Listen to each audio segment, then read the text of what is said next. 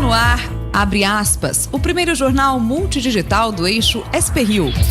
Abre aspas. Apoio FIA.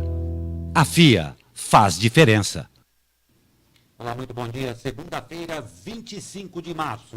No ar, o Abre Aspas, direto dos estúdios da SP-Rio+, no Jardim Aquários, em São José dos Campos, São Paulo, com transmissão ao vivo pelos Facebooks da SP-Rio+, e do jornal O Vale. Comigo, o jornalista Zé Guilherme. Bom dia, Zé. Bom dia, Glauco. E vamos aos destaques desta edição. Soldados russos chegam à Venezuela. Reforma da Previdência. Ninguém se entende. Operação Arquivos Deslizantes aponta irregularidades na Câmara de Taubaté. Esta e muito mais notícias após o comercial.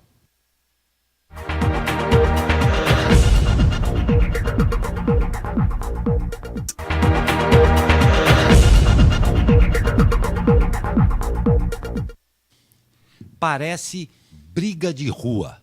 Essa foi a afirmação do vice-presidente da República, Hamilton Mourão, sobre a crise criada entre Jair Bolsonaro e Rodrigo Maia. Mourão também afirmou que o momento é de colocar a bola no chão, ter calma e conversar para não prejudicar a reforma da Previdência. Na semana em que está previsto o início da articulação da CCJ, o presidente da República e o presidente da Câmara fizeram declarações que deixaram o clima tenso em Brasília. O duelo de declarações à distância começou nesse fim de semana, quando Bolsonaro criticou Maia por estar saindo da articulação da Previdência. Maia rebateu, dizendo que Bolsonaro precisa dar mais atenção à Previdência e menos ao Twitter. E também disse que o presidente não deve terceirizar a articulação com os deputados. Bolsonaro rebateu, dizendo que alguns não querem largar a velha política e que ele não seguirá o mesmo caminho de outros presidentes. Em meio a essa briga de rua entre os presidentes, a CCJ começa a analisar amanhã a reforma da Previdência, com previsão de discurso do ministro da Economia, Paulo Guedes. E após todo esse bate-boca com Maia, Bolsonaro se encontrou com o major Vitor Hugo, líder do governo na Câmara. O deputado do PSL disse que o clima deve arrefecer, pois Bolsonaro está convicto a aprovar a reforma da Previdência e que a velha política não será admitida.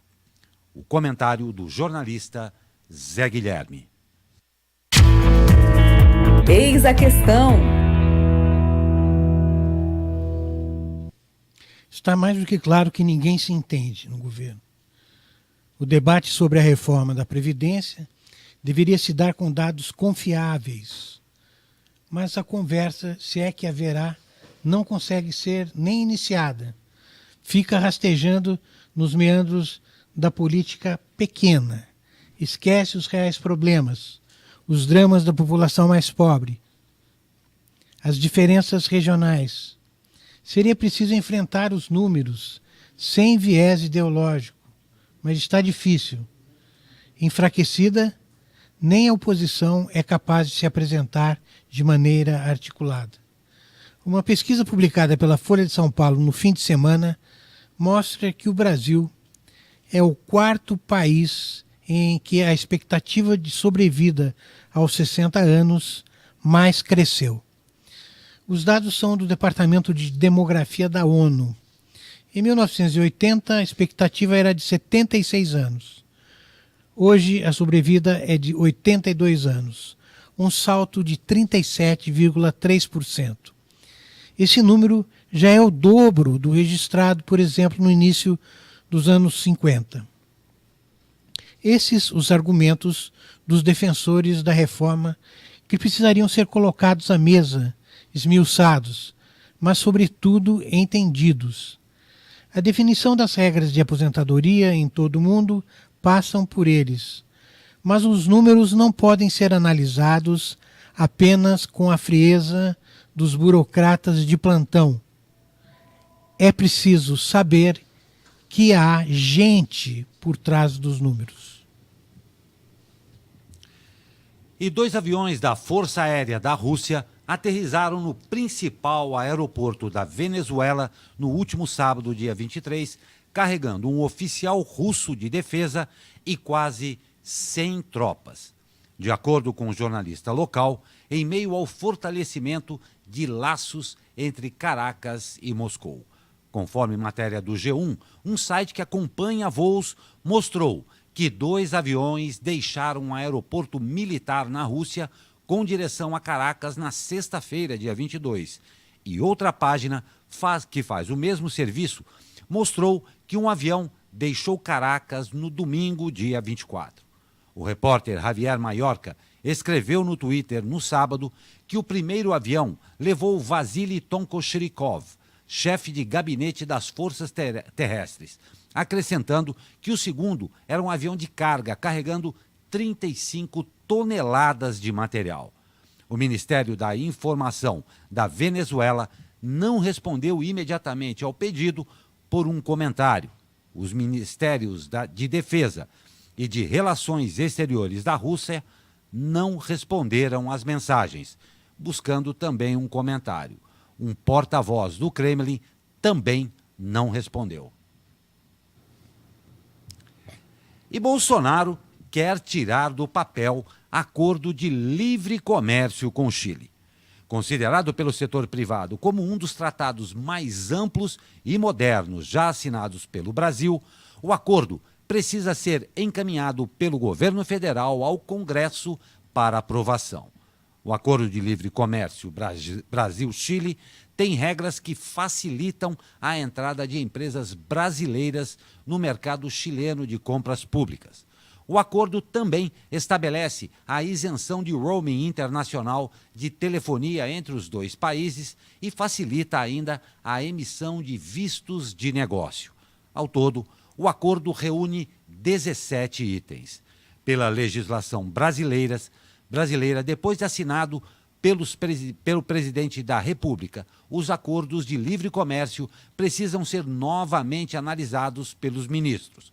Em seguida, encaminhados pela Casa Civil para o Legislativo. Depois, voltam para a Casa Civil, que prepara o decreto para a promulgação do presidente.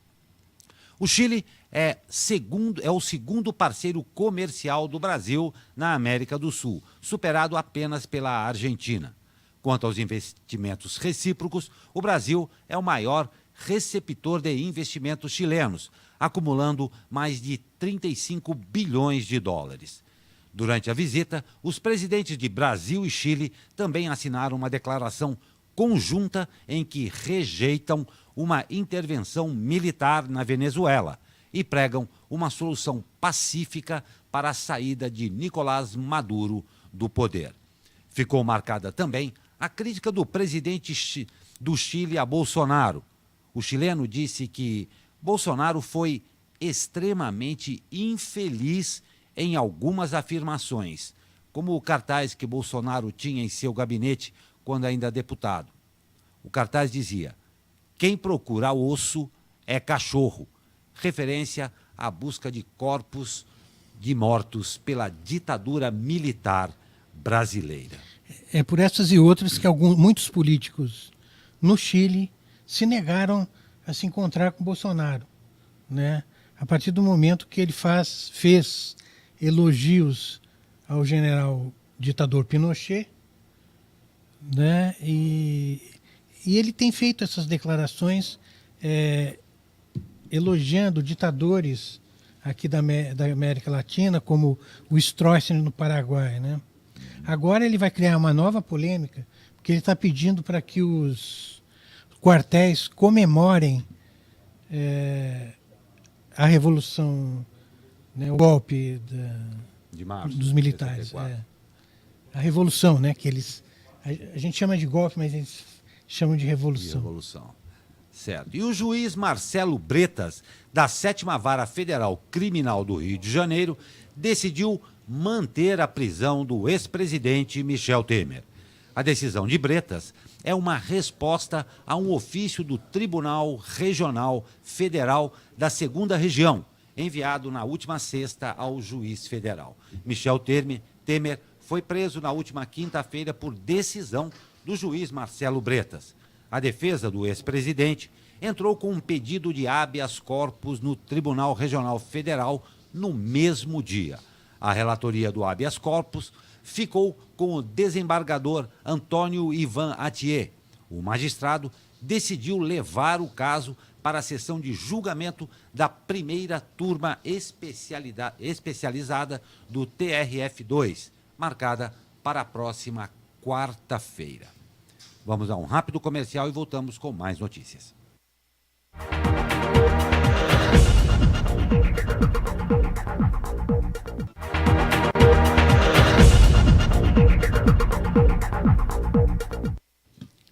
E atenção, notícia que acaba de chegar aqui na nossa redação.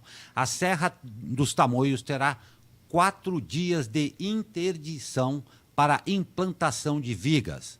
Nas madrugadas de terça, logo amanhã, até sexta-feira, o trecho de serra da rodovia dos Tamoios será interditado para a implantação de vigas das obras de duplicação do trecho. As interdições têm previsão de ocorrer da 1 às 5 da manhã. A concessionária que administra a rodovia recomenda que os usuários evitem trafegar na direção ao trecho durante a interdição, óbvio, né? Em caso de necessidade de deslocamento, o percurso deve ser feito pelas rodovias Mogi Bertioga ou Oswaldo Cruz. Então fica aí a notícia para você, 4 dias de interdição de terça até sexta-feira, para as obras aí de duplicação. E acordo entre Brasil e Estados Unidos, assinado na última semana durante a viagem do presidente Jair Bolsonaro aos Estados Unidos, prevê que a construção de satélites terá a participação de 2 instituições de São José dos Campos, o Instituto Tecnológico de Aeronáutica, o ITA, e do Instituto Nacional de Pesquisas Espaciais, o INPE. Os institutos devem participar desde a produção da plataforma de nanosatélites até o acompanhamento do processo, que deve ter um modelo lançado em 2020. De acordo com o chefe do Departamento de Sistemas Aeroespaciais do ITA, Luiz Loures, o ITA produzirá o hardware e o software do módulo de serviço, enquanto os americanos produzirão o hardware e o software das cargas úteis. O INPE estará responsável pelo segmento de solo e pela disponibilização das instalações do Laboratório de Integração e Testes, além do acompanhamento e distribuição dos dados para as instituições. E de acordo com o relatório de resultados da Embraer, a fabricante brasileira gerou mais postos de trabalho no exterior do que dentro do Brasil nos últimos 5 anos. E há risco de agravar esta situação após o término da transação comercial com a Boeing. De 2013 a 2018, a Embraer teve uma diminuição de 10% do total de funcionários no Brasil, enquanto nas plantas instaladas no exterior, o quadro de funcionários cresceu 44%. A Embraer informou que a movimentação de pessoas faz parte da rotatividade natural da empresa e que a força de trabalho permanece estável nos últimos 12 meses. E na última sexta-feira, foi inaugurado pela Justiça Eleitoral Paulista um posto de atendimento ao eleitor no Vale Sul Shopping, aqui em São José dos Campos. O posto vai funcionar de segunda a sexta-feira, das 10 às 21 horas, oferecendo o serviço de cadastro de biometria obrigatória. O eleitor que não realizar o cadastro biométrico até 19 de dezembro deste ano terá o título eleitoral cancelado, ficando impossibilitado de votar nas eleições de 2020. Para o atendimento, é necessário agendamento prévio no site do TRE de São Paulo. É para não deixar para a última hora, como o brasileiro sempre faz, né, Guilherme? Eu vou fazer o meu. Eu também. Essa semana. Porque já estamos atrasados. Não. Já estamos atrasados, porque, conforme diz, o que eu falei contigo aqui, o ditado brasileiro sempre deixa para a última hora. Vimos agora, já estamos atrasados. Eu e Zé Guilherme faremos, faça lá o seu também, para não ter problema quando chegar a hora de exercer o seu direito do voto. E o Ministério Público ajuizou mais uma ação, a terceira em 5 meses, para apontar irregularidades ocorridas em licitações da Câmara de Taubaté, descobertas a partir da Operação Arquivos Deslizantes, deflagrada em setembro de 2017 pela Promotoria de Limeira. Dessa vez, constam como denunciadas 12 pessoas, sendo 2 ex-funcionários do Legislativo e 10 pessoas ligadas a empresas citadas no esquema. 2 empresas também foram denunciadas. Nessa ação, a promotoria aponta que a irregularidade teria ocorrido em uma licitação realizada pela Câmara em 2009 para a compra de arquivos deslizantes.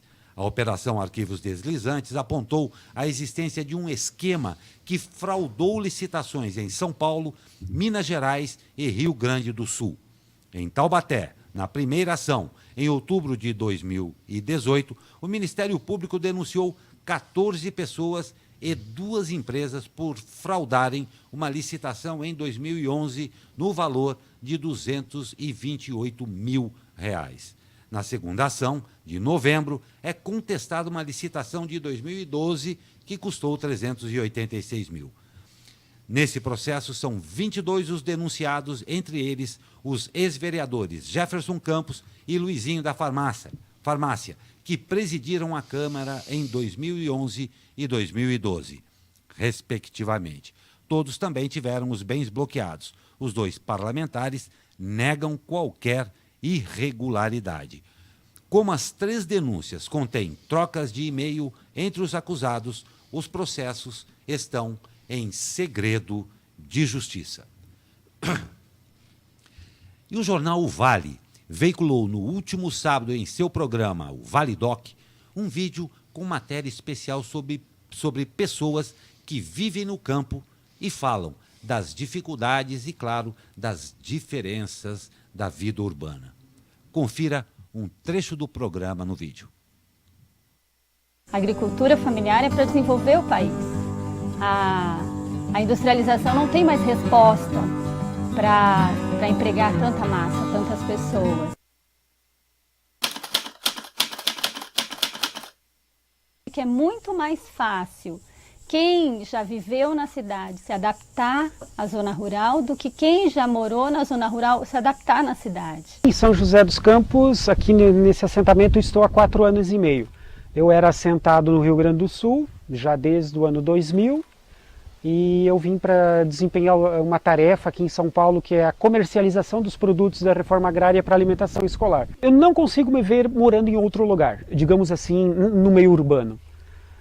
Aqui, por mais que a gente tenha que trabalhar muito, mas é muito prazeroso, né? Eu sempre morei no sítio. Eu sempre morei no sítio porque o pai dos meus filhos, eu morava com o senhor também já de idade, e sempre a gente alugava sítio para morar.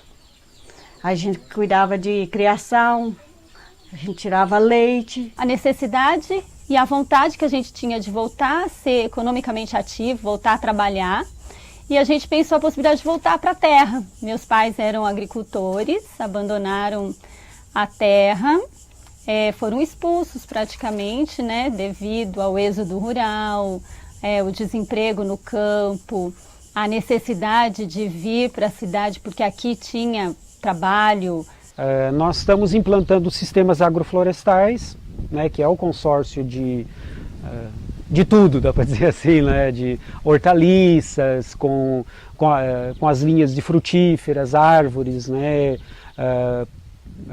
adubadeiras, árvores adubadeiras, né? Então, fazendo isso, né? Tentando diversificar o máximo possível a produção, né? E também otimizando muito o espaço. A gente produz grande parte do que a gente consome, né? Futuramente vamos ficar, quem saiba, 2, 3 itens só de fora, né? Arroz, por exemplo, mas a gente sabe de onde conseguir o arroz orgânico. O café, que alguns anos a gente vai ter o café também, mas a gente tem uma relação muito grande com outros agricultores que produzem. Então o que eu não tenho eu posso conseguir com os outros agricultores, e eu sei que é orgânico também, sei quem que produziu. A dificuldade é a falta de política pública para o trabalhador no campo, né? A maior dificuldade que a gente teve aqui foi justamente creche, que depois de um movimento organizado nosso, não foi o que a gente quis, mas resolveu de forma paliativa o problema. Oportunidade para os jovens, né? Se você for ver, não tem uma quadra de esporte, não tem um lugar para a juventude se encontrar, um espaço físico para eles se encontrarem, não tem, a maior dificuldade é essa, né? O campo parece que, principalmente em São José dos Campos, parece que não existe. E não tem nenhuma política pública voltada para a gente aqui. Não tem um posto de saúde, né, na Zona Norte aqui, né, na Vargem Grande, não tem um posto de saúde, um atendimento médico, nenhuma atividade nenhum órgão que, né, dizem que tem um INCRA no alto da ponte, mas a gente já foi ver, é mais para regularização fundiária, que não é o nosso caso, né?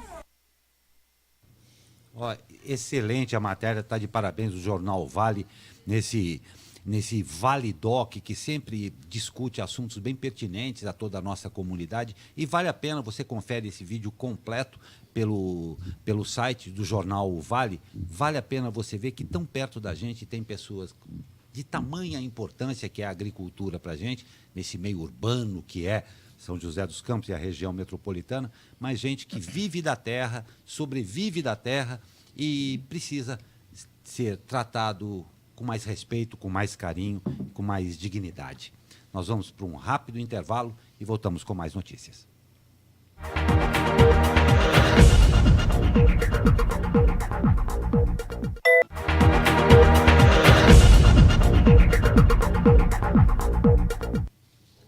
Em começo de semana a gente quer saber como é que vai ficar o tempo. Fala, Caio Souza!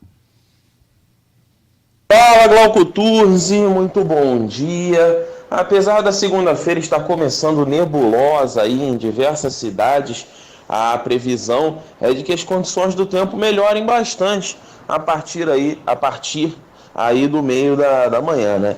A tendência é de que essa nebulosidade se dissipe e o sol comece a brilhar forte. Com isso, as temperaturas vão se elevando gradativamente, chegando até aos 28 graus no Vale do Paraíba, 28 também no litoral norte, 27 na capital paulista e 22 na Serra da Mantiqueira. Hoje nós teremos umas condições de estabilidade do tempo e, por conta disso, não temos previsão de chuva. As previsões de chuva, na verdade, só voltam a partir da quarta-feira. Aí sim, nós podemos ter aquela chuvinha, principalmente no final da tarde. Caio Souza, direto da sala de operações do Tempo Vale, para o jornal Abre Aspas. Obrigado, Caio. E o número de vítimas do ciclone Idai em Moçambique, Malawi e Zimbábue segue aumentando. O último balanço divulgado aponta 446 mortos em Moçambique, 259 no Zimbábue e 56 no Malawi. As autoridades e agências humanitárias temem mais mortes em decorrência do risco de cólera e outras doenças transmitidas pela água contaminada que está em várias áreas do país. Brasil, Alemanha, Canadá, Bélgica, Japão, Marrocos e Reino Unido ofereceram ajuda para Moçambique com quantias em dinheiro, suprimentos de emergência, kits de abrigo, mosquiteiro, cobertores, entre outros itens. Já aqui no Brasil, a tempestade tropical Iba se aproximou da costa do Espírito Santo e do litoral sul da Bahia neste final de semana. A tempestade se formou sobre o mar, trazendo chuvas mais intensas, com ventos mais fortes que ocorreram sobre o mar e que, claro, ofereceram perigo às navegações. Falando sobre os ventos, foram registrados cerca de 87 quilômetros em alto mar e 61 quilômetros junto à costa, durante todo o período de atuação da tempestade. A previsão é de que ondas com alturas de 3 a 5 metros devem ocorrer na costa entre Vitória do Espírito Santo e Caravelas, na Bahia, até a noite de hoje. Sério o negócio lá, hein? Agora, sério mesmo é o que você vai ver aqui. O cruzeiro Viking Sky, que realizava o trajeto entre Tromsø, no norte da Noruega, e Stavanger, no sul do país, sofreu uma falha mecânica durante uma tempestade e ficou à deriva no final de semana. Equipes de resgate retiraram quase 500 dos 1.373 passageiros que estavam a bordo. De acordo com informações divulgadas no Twitter da equipe de resgate, a operação foi prejudicada por causa da forte maré e dos ventos que não permitiam um número maior de resgatados, que tiveram que ser feitos só pelo ar, dadas as ondas que não permitiam a aproximação de nenhuma embarcação. Os resgatados foram levados à cidade de Fraena, na Noruega, onde está montado um centro de amparo aos passageiros. E segundo as autoridades da cidade, 17 pessoas precisaram ser hospitalizadas, sendo 3 delas em estado grave. Na manhã de ontem, o cruzeiro conseguiu reiniciar 3 de seus 4 motores e foi rebocado por outras 2 embarcações por cerca de 80 quilômetros até o porto de Molde, na Noruega. Olha só, você acompanha aqui um vídeo, olha o terror que deve ter passado os passageiros, com móveis, o navio adernando, balançando, os móveis de lá para cá, de cá para lá. Olha só essa cena aqui, assustadora.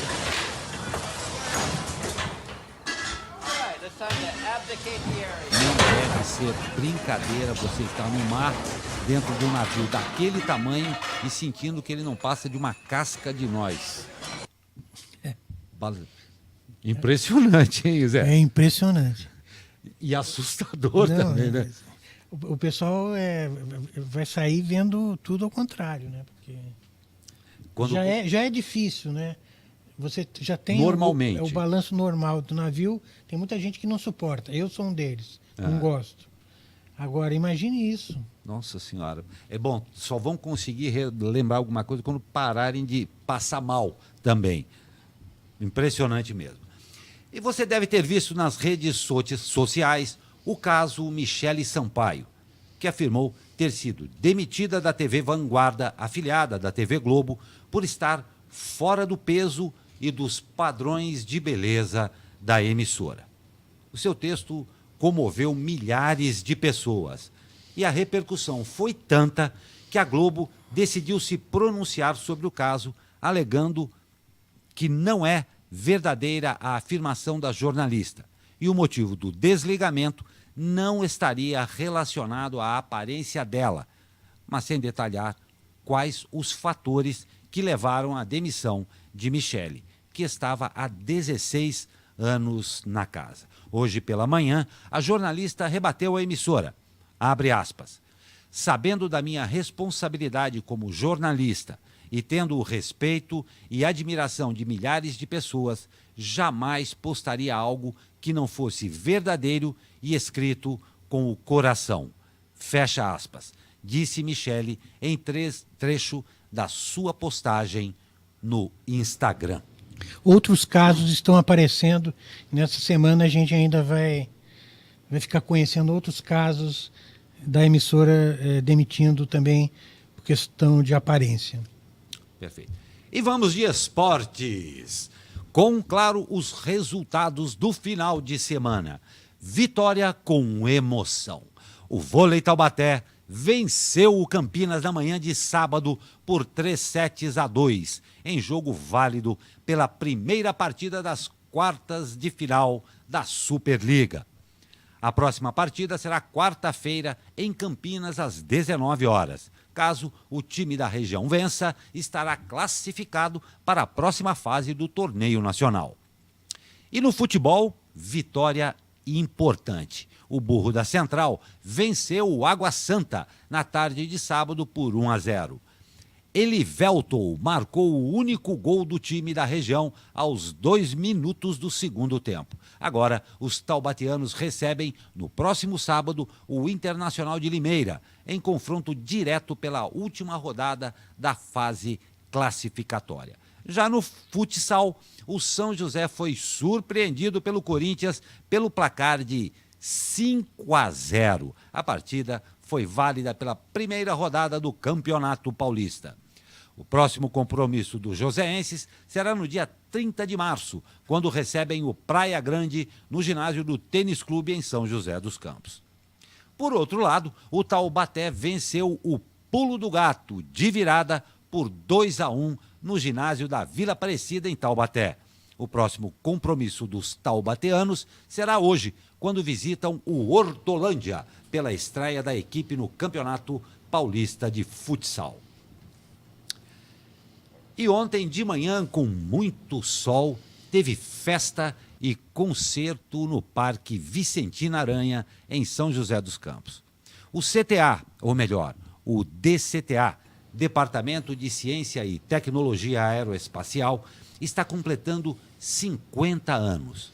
Reúne hoje nada menos do que 5.200 pessoas, entre servidores militares e civis, engenheiros, pesquisadores e técnicos que atuam em projetos de vanguarda e de grande valor estratégico para o país. Quem comandou a celebração ontem foi a famosa banda de música do DCTA, com um programa dos mais ecléticos. Aquarela do Brasil, de Ari Barroso, Carinhoso, de Pixinguinha, mas também temas de Star Trek, dos velhos cartoons, ABBA das discotecas e no bis, um bom e velho Tim Maia. Nós vamos encerrar o jornal de hoje com um trechinho do concerto para embalar o início da semana. Ótimo dia para você e até amanhã.